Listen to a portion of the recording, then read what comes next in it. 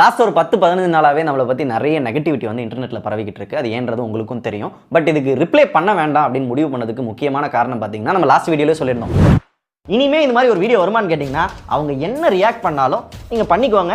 இன்னும் என்னென்னலாம் சொல்லணுமோ சொல்லிக்கோங்க. ஃபால்ஸ் அலிகேஷனா இல்லை கேரக்டர் அசாசியேஷனா சொல்லிக்கோங்க, பண்ணிக்கோங்க. இனிமேல் நாங்கள் கண்டுக்கிறதாவே இல்லை. எங்கள் வேலையை பார்க்க போகிறோம். எங்களுக்கு நிறைய வேலை இருக்குது. தட்ஸ் வை நம்ம இத்தனை நாளாக இதை பற்றி பேசக்கூடாது அப்படின்னு நினச்சிக்கிட்டு இருந்தோம். முக்கியமாக நம்மளை நம்பி இந்த சேனலில் பார்க்க வர்ற என்னோட ஆடியன்ஸ்க்கு ஒரு நெகட்டிவிட்டி ஸ்ப்ரெட் பண்ணுறதோ இல்லை நான் சண்டை போடுறதை காட்டுறதை தாண்டி ஒரு நல்ல கண்டென்ட் பண்ணணும், அதில் என்டர்டெயின் ஆகணும், எஜுகேட் ஆகணும், அதன் மூலமாக ஏதாவது கற்றுக்கிறாங்களான்றதை பார்க்கணும். ஸோ ஓவராலாக பார்த்தீங்கன்னா நம்ம வேலையை பார்க்கணும் அப்படின்றதுனால தான். பட் இப்போ ஐ ஹேவ் டு ஆன்சர். இப்போ என்ன சொல்ல போகிறேன், இது எதுவுமே என்னோட வாய்ஸ் கிடையாது, எடிட் பண்ணியிருக்காங்க, ஏஐ வச்சு ஏதோ பண்ணிட்டாங்க அப்படிலாம் சொல்லுவானா?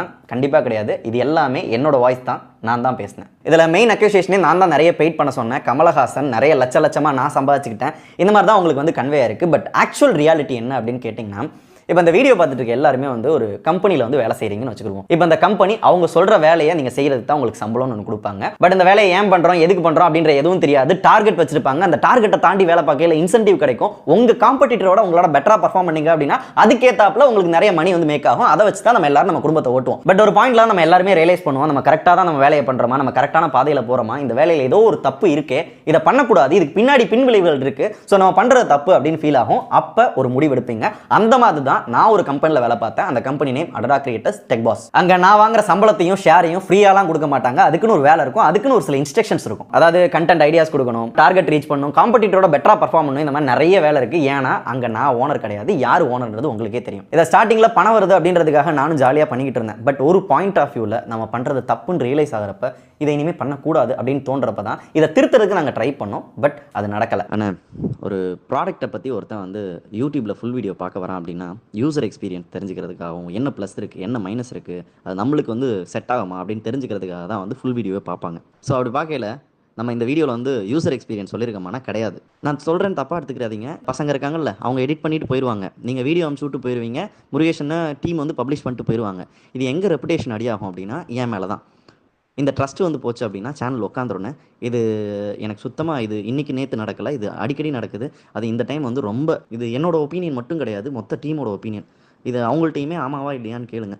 யாராவது உங்களுக்கும் எனக்கு இது எல்லாரும் என்கிட்ட வந்து சொல்கிறாங்க, உங்கள்கிட்ட நேரில் வந்து சொல்ல மாட்டாங்க, வாயத்தோரன்னு சொல்ல மாட்டாங்க.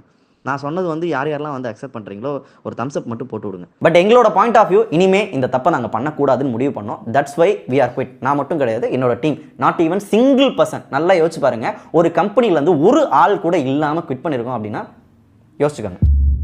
ஸோ அப்படி தான் நாங்கள் வெளியே வந்து டெக் சூப்பர் ஸ்டார் ஓப்பன் பண்ணோம். அங்கே பண்ண தப்பை நம்ம ரிப்பீட் பண்ணக்கூடாது. நம்மளோட ஆடியன்ஸ்க்கு நம்மளால் முடிஞ்ச வரை லாயலாக இருக்கணும், நல்ல கண்டென்ட் பண்ணணும், என்டர்டெயின் பண்ணணும், எஜுகேட் பண்ணணும், ஏதாவது நம்மளால் வந்து பெஸ்ட்டாக கொடுக்க முடியுமா அப்படின்றது தான் டெக் சூப்பர் ஸ்டாரோட நோக்கமே. லாஸ்ட் 2 மாசமாக நம்மளோட எந்த கண்டென்ட் வேணால் எடுத்து பாருங்க, கண்டிப்பாக வித்தியாசம் தெரியும். ஸோ எண்ட் ஆஃப் த டே அங்கே நான் பண்ணது தப்புன்னு உணர்ந்தேன், அதை சரி பண்ண ட்ரை பண்ணேன், முடியலைன்றப்ப குவிட் பண்ணிட்டு வெளியே வந்தேன். என்னால் முடிஞ்சதை இப்போ நான் பண்ணிக்கிட்டு இருக்கேன். எனிவே நீ பாஸ்ட்டில் பண்ணது தப்பு தானே அப்படின்னு கேட்டிங்கன்னா, எஸ் நான் பாஸ்ட்டில் பண்ணது தப்பு தான். I'm sorry.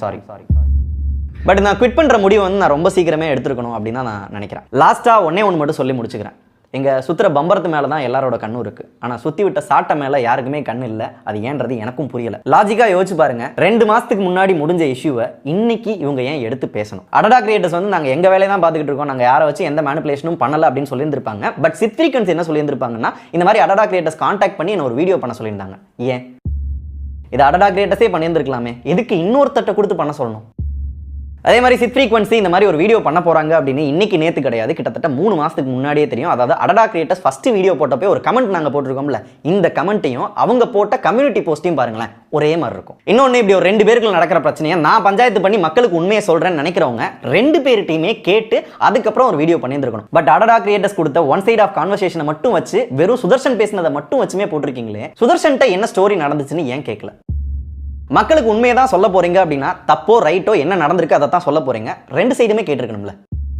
ஸோ மொத்தத்தில் என்னை பொறுத்தவரை ஒரு தப்பு பண்ணுறோம்னா அதை திருத்திக்கிட்டு எப்படி முன்னேறணும் அப்படின்றத நான் பார்ப்பேன். அதனால தான் இங்கே இருக்கிறோம், இதை பண்ணிக்கிட்டு இருக்கிறோம், என்ன பெட்டர் பண்ண முடியும்னு பார்த்துக்கிட்டு இருக்கோம். இப்போ எக்ஸ்பிளனேஷன் கொடுக்கக்கூடாது அப்படின்னு நினச்சும் உங்களுக்கு கொடுக்கறதுக்கான காரணமும் இதுதான். ஸோ எண்ட் ஆஃப் த டே என்ன டிஃபேம் பண்ணும், என்ன கேரக்டர் அசாசினேட் பண்ணணும்னு நினச்சாங்க, பண்ணிட்டாங்க. பட் நான் அதை பண்ண வரல. நானும் ஒரு ஆடியோ போட்டு, நானும் ஒரு ஸ்க்ரீன்ஷாட்டை போட்டு இந்த தப்பை அவங்க பண்ணுறாங்க இப்படி பார்த்தீங்களா, வேண்டாம், எனக்கு இதை இங்கேயே முடிக்கணும். நானும் இந்த மாதிரி நெகட்டிவான விஷயத்தை பண்ணுறதுக்கு இந்த சேனல் ஓப்பன் பண்ணல, நல்ல கண்டென்ட் பண்ணுறதுக்காக தான் ஓப்பன் பண்ணியிருக்கோம். அதை தான் நானும் பண்ணுவேன். And by the way co creators ரொம்ப நன்றி. கூடவே இருந்து இத்தனை வருஷம் பார்த்த மாதிரியே ஹோல் ஸ்டோரி தெரிஞ்ச மாதிரியே ஒரு கான்வர்சேஷனை வச்சு மட்டுமே இவன் இப்படித்தான் அப்படின்னு சொல்லி ஒரு போர்ட்ரே பண்ணீங்கல்ல, தேங்க்யூ உங்கள் உண்மையான முகத்தை காட்டினதுக்கு.